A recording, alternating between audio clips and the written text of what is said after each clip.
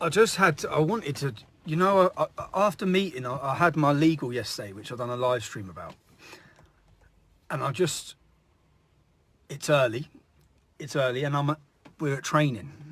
We're on a training regime currently until next Thursday anyway, when I go to court. But I just need to say this out loud again. The police or the government have added 2 more charges to my breaching the reporting restriction. One for stating a fact that Muslims are overrepresented. So one of the reasons I'm now being prosecuted, on top of breaching a reporting restriction, is that I publicly said that Muslims are overrepresented in child grooming gang convictions. That's a fact that Sajid Javid, our Pakistani Home Secretary, has said all over national TV.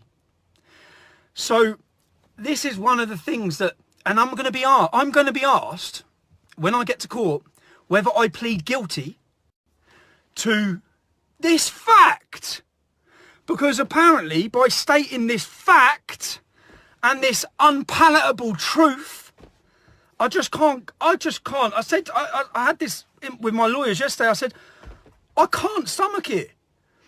How can I be asked to walk in and agree with something that it's a fact? And I'm sorry, but it's the truth.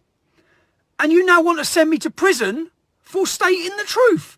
The other problem, which is apparently one of the problems that they want to send me to prison for, is that I said derogatory things about Islam.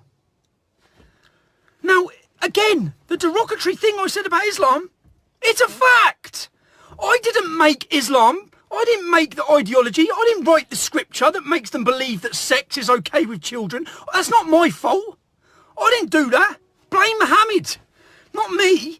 Or and this is where I'm having the difficulty, because I'm being told that I'll be in prison if I go not guilty, if I don't meet the government halfway. But I would rather go to prison, and I'd rather be killed in prison than stand up and apologise for speaking open, honest facts in Britain. That's exactly what this court case is not even about now. If it was just about me breaking a reporting restriction that the judge has put on the case, it's not anymore. It was. It's not anymore. Now, and I've got it in black and white, the problem with this court case now, the problem with what I've done outside court isn't just that I breached their reporting restriction, but that I told facts about Islam. And apparently these facts could prejudice the jury. Well, I'm sorry, unless the jury had been sitting with their heads up their arse for the whole of the last 5 years, then they wouldn't have witnessed the Home Secretary standing on Sky News telling us that Muslims are overrepresented, that Pakistanis are overrepresented. And also, unless they haven't, it's like we don't want the jury, judging by what this says, they don't want the jury to know the facts about Islam. Well, I just can't stomach that, and I know it's 6:45 in the morning, it's early, but I'm just about to go boxing with Kev, and I can't stop.